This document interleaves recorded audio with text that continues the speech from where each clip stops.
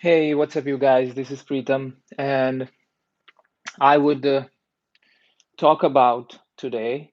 Like, I was talking with one of my Instagram followers, and his name is Chirag.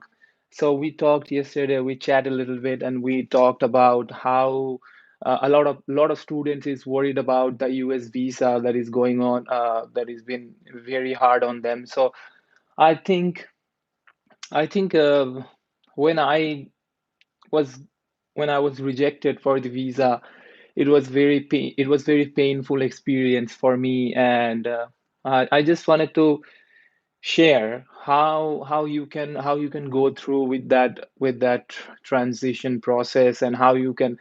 I mean, don't get me wrong, getting US visa is really hard, but um, there is couple things that you can implement on the tactics on the day then when you're applying for an US visa. And like, it's really hard, because I think that's the only country that they take personal interview for issue you to issue you a US visa. So up until uh, before I started applying for jobs right after college, I excuse me, then I started to mm, looking at what's going on in the market and what is going on. Uh, Best sponsor for visa, there will be coming up in this episode, but I just want to talk about like what's going on in the especially after COVID situation. So that's what I did right after I graduated. I applied for this sponsorship program, and then everything was done. All the paperwork was done, and I was trying to get the visa. So this is a long process, and all the paperwork was sort out by the sponsors, and they actually helped us out, and we were very happy with that process. But then when we hear that we have to give an interview for to attain the visa, then I especially was kind of nervous because it's a general interview. There is nothing special about it, and I will go through and discuss about it also. So what happened right after I applied for, and you have to schedule your visa interview. Before your visa interview, you have to take your biometrics before you take that visa interview. I think it's common with all the first world countries right now, that you go there and you take your biometrics, and then you take your photo for the visa stamp and whatever. So what happened? I was there. I took my biometrics and I took my picture and taken. So after it was like a day, right after that day, I had to have given interview. So what happened?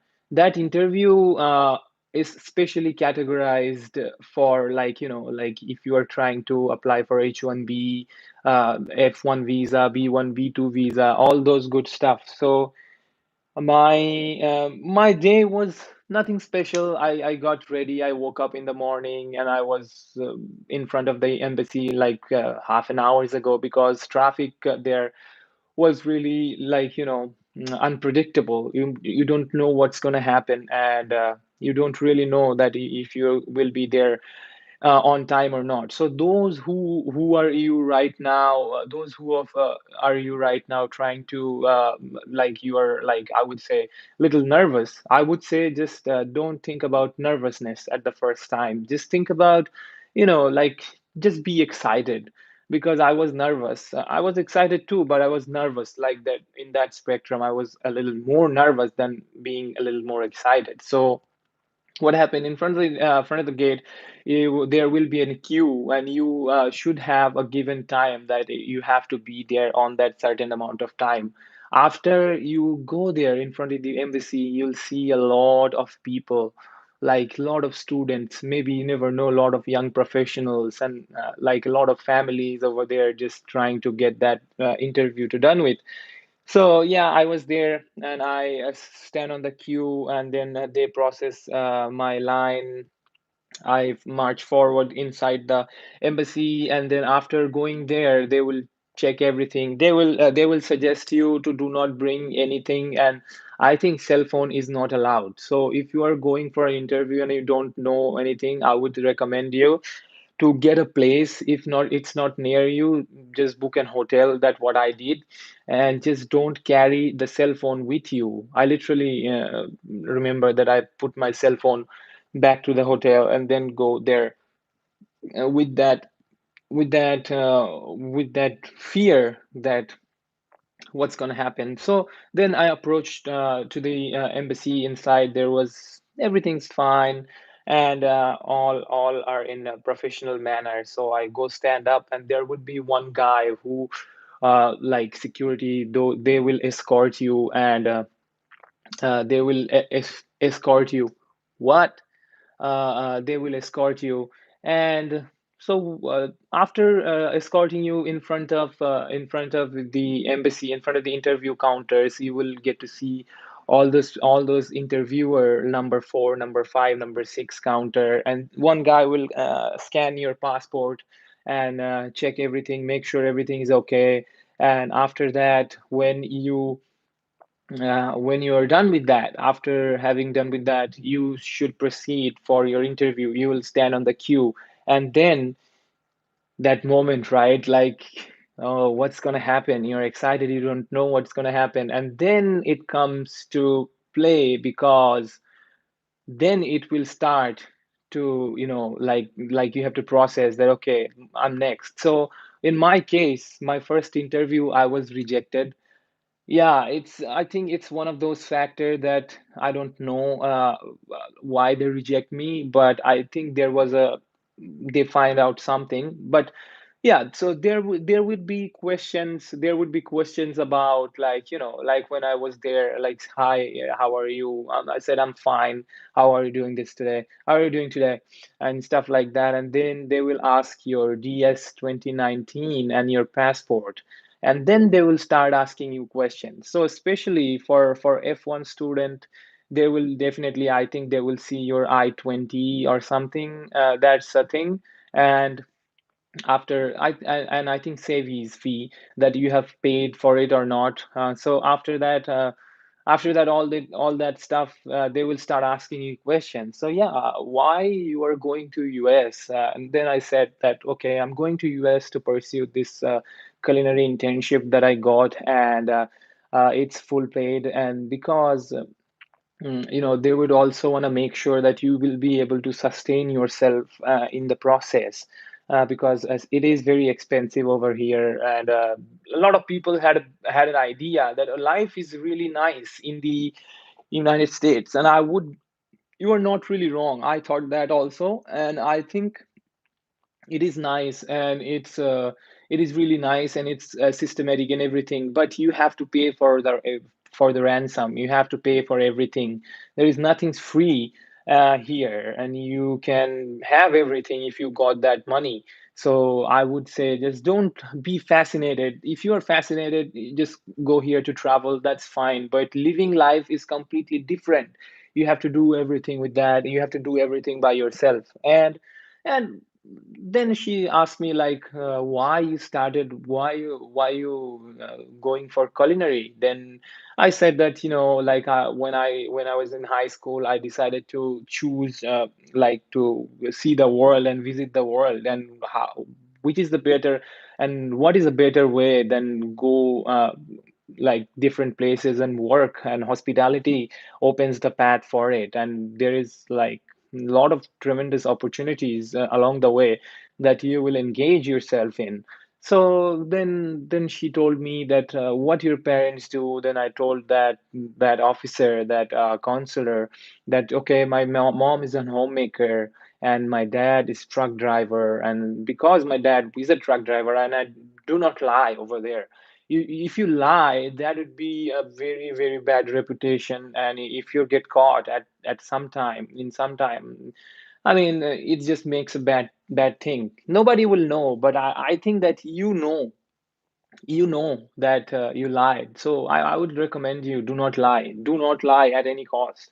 So Then what happened after achieving after then I told her, and then she said that, okay, so what you will be doing there? So as my DS 2019 has already mentioned that what I will be doing over there. So I told her specifically that I will be working in a various kind of culinary establishment, culinary departments.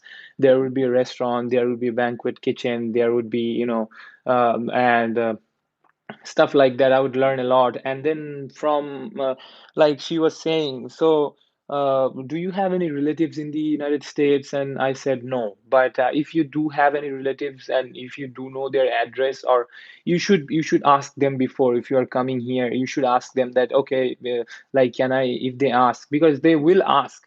So you should say that, yeah, I have a relative over in Kansas City, or maybe in New York City, or maybe in Florida, maybe in California. You don't have to be very specific either if they ask you or not, but it's good to be specific so they can see that your confidence in you and you know what you're doing. And after telling them that no, I do not have any relatives over there, and then they will probably ask that if you are going for a tourist, they will probably wanted to see the tickets. Maybe, I'm not sure, but yeah, that's how it works. So all those things, and all of a sudden, she told me, she gave me my passport back and said, uh, unfortunately, your visa is not accepted today. The reason of 213B or whatever the cause was. On my head, I was like, oh, what the hell just happened? I was just thinking, right? My ear was so hot. It was like I couldn't even hear anything, right? And then I was just so there wasn't an exit door, and I was just keep pushing it. I don't know what to do. Like, everything is invested, and I've spent so much money. I was about to buy a flight ticket. I've got already the job there, and they're not giving me the visa. And what the? I mean, just I don't know how was the feeling, but then it was really, then it was really at that moment I couldn't even talk, like, see in face to my parents, because a lot of money was invested, and there was a lot of emotion that I will be going to the US and stuff. But what I had the courage. I had the courage to apply again, because that is the last chance. That should be the last chance. You get two chances, and after, if you blow two chances off, then I think the sponsor or the agency will give you half of the money. And then what happened, on my second chance, I took a very casual but confident approach. I can still remember, if you guys are a fan of soccer, I can still remember France was playing Croatia. That was a World Cup final, 2018 World Cup final. I believe it was in Russia. So yeah, 2018 World Cup final night. I saw the whole game. I saw France winning, and then I just fell asleep without any thinking of what's going to happen tomorrow. I don't know how to express that feeling, but yeah, I just fell asleep, and then next morning I took a shower, got ready, and then again the same process, right? Again the same place that you know that you got rejected from that person. So you kind of have that idea there would be the same officer in front of you, and you would be able to see like who is getting accepted, who is getting rejected, and stuff like that. You literally see, you literally able to see in front of you, and that will make you like a little bit anxious inside of yourself. And I thought that, okay, I'm not going to think anything. If it's happened, it's going to happen today, or probably I don't know what I'm going to do after today, but I have to complete this interview for God's sake. So then I was there, and then I was asked the same question, and I was very, very casual. I realized the tiny little things that I made mistake on beforehand on my first interview, that I was stiff. I was like stiff. I was very serious, and I was like, oh, I have to get this, I have to do this, and stuff like that. Then what happened? Then I was very casual, I was very up and coming, and then I answer all the question. And then she told me, okay, today is your visa is accepted, you may get your passport from the biometric center where you had your biometrics, and I was like, holy shit, I finally got it, right? And then I didn't even had my phone. And then what happened? I was out from the embassy. They took my passport. They took my DS. They gave me back the DS. And then there was some random guy on the street, and I told him, "Can I use your phone for a minute? I just wanted to call my mom and just want to give her the good news because I don't have the cell phone with me." And actually that how it started, and then since then a lot of things happen. So all those persons have helped me.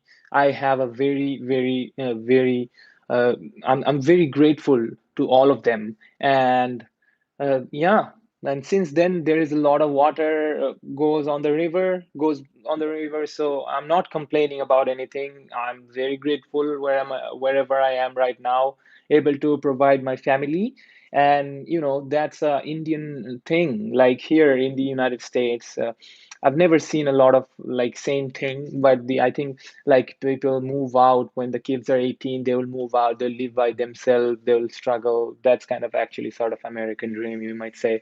But I don't think that it's an Indian culture. I want to earn more because I want to provide my family, and they have given me everything that I've desire before I go here. I was very young. I wasn't even 21 on that time. I was 21 here.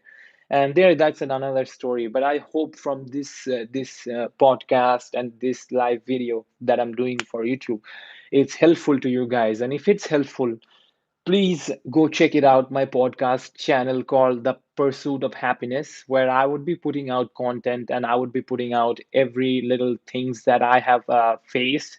Doesn't matter my failure, doesn't matter my success, because what I think that sharing knowledge and sharing valuable information might help me and help you as well immensely. Because if you really know something and if you want to be useful to somebody, that day you'll change your life. And I think that's the great thing about that I learned here in the United States after going here. If you want to know that, how is your life, how is everything, right? i would say I would say life is very challenging. It is very challenging. You started to know, you started to realize then it's very practical, guys. It's very practical that I just literally can see myself. I was enjoying on the college, and I was like, I was having fun with the friends, going to the back bench and playing games and stuff like that. But when I was on my own, I have a sense of responsibility. Because here you can become a bad person really quickly, like really quickly, if you do not have that discipline. And I would say my fair share, I would say I was hanging out a lot when I go here. And but then I started to realize that I have to get my shit together, and I don't know that what's gonna be happening with me. But I had to take control over myself, and I think like, you know uh, I don't know. I would just have to figure it out. The main thing of this lesson is that to become self-reliant. Becoming self-reliant will set you free. You have to have that discipline that you can do it, and I hope you can. And if you can do it, if you are able to manage to get here, just text me, chat me. You can go to my Instagram, or you can follow me, or you can text me. I start to I didn't know you're coming live. Yeah, Chirag, thank you for this information yesterday night. I'm live on podcast also. I'm recording literally. And Chirag, shout out to you. If you guys don't know Chirag, he's a very good, good, and immense supporter of this channel, I would say. Not mine, because from him I got this valuable information. And If you guys want to just say thank you to him, I'd be really grateful, because for him I'm making this video, and he just literally said that he don't know that I'm coming live. But yeah, I think one of the another thing that I have learned is taking action. Taking action. If you took action, thank you so much for yeah, absolutely, absolutely, absolutely. I'm going through a lot of hardships, but I would say taking action in your life. If you just want to do it, just do it right then and there. Because, and another thing, guys, you guys should follow. There is one podcast by Naval Ravikant. He came here in the United States when he was 9. I think it was on 80s, 90s, and then he's an angel investor right now. He has invested in companies like Uber, Twitter, and a lot of stuff. So I think it's a great deal to listen to him. There's plenty of podcast of him on Apple Podcast or in YouTube. And don't forget to make sure that if you are traveling, if you're commuting, you might turn on the podcast, because without you guys' support, I'm nothing. And I don't think myself as a very talented person. I'm not really talented at all, but I would say um, I like to do the hard work, because the harder you work, the luckier you get. And this is just the starting. This is just the starting of all of our journey. And in India, we have like 60 or 50% of all the people, they're young, and we need to make sure that the knowledge that we get from outside of the world, the knowledge that we get from within, we need to make sure that we can apply it and make our country enrich our country again. There is a lot of startup right after I got here. There's a lot of startup in India started booming, and I was so proud. That someday, I would say, people might think that living in the United States, so you go to grocery store, everything's fancy, everything's nice, so clean, superb. You know what? United States got independent 200 years ago, before India did, in 1776, I believe. Correct me if I'm wrong, but I believe, on 4th of July. And India got their independence in 1947. That's a huge gap right there. So they make sure that everything goes through and everything is legal and everything is law abiding and stuff like that. India has had independence for 77 years or so. So we have a long way to go. Our generations can make that happen. We need to do the best as we can to contribute in our community. And I appreciate for you guys to coming over and join the live today, and just suggest me on the comment down below, and just you can chat me, and you can say hi to me on Instagram, and you can go listen to my podcast. This is just a second episode, but I believe there would be many, and I would need you guys' support. It doesn't matter. I'm like right now like 895 subscriber. I'm not really trying to make any money off of it, because I know that I'm not gonna make any money until 3 years, because I gave myself for failing for 3 years. If that makes sense to you, you need to give yourself some time to fail, like before you want to succeed. If you're really not failing, guys, I would say where I am right now. Uh, it's because I made a lot of mistakes. I think, and I learned from it, and I try not to make those mistakes over and over again. And I'm just really grateful for what I do, and I really love my job. I think there is a immense passion for myself, that even though the days that I'm really tired, and when I get in my zone, when I started working, I have to forget everything. And I think that's the way the life it is itself. And it's nothing but hard work, and like being a good person at the first place. And just recommend me if you guys think that any book would be good, because I try to read a couple of times. And if you want to read any good books, I would suggest first that uh, uh, I would suggest first to you that read Man's Search for Meaning. It's, I think, written by Viktor Frankl, and it's very, very good book. And another good book recommend you, I can recommend you is that The Alchemist. That is a very good book. So yeah, almost that I cannot record until 30 minutes because of my web browser. I'm just starting out. And if you haven't subscribed my YouTube channel, feel free to subscribe and say hi to me, and I would reach back to you. And those of you think that I'm not able to reply you guys as soon as possible, it's because there is like 50 people texting me, and it takes like almost 2 hours to read everything and reply them each. So a lot of people ask me like, hey, I want to know more about the J1 process and stuff. There's nothing wrong with it, but if you just go and take some time to check out the videos that I made it very clear. And I would in the future also made any kind of new rules if that come into places. So yeah, I have nothing more to say. This is what it is, and just let me know what you guys think about. And I highly appreciate that. And Chirag, thank you once more. Have a good day, brother, and enjoy yourself. Thank you so much.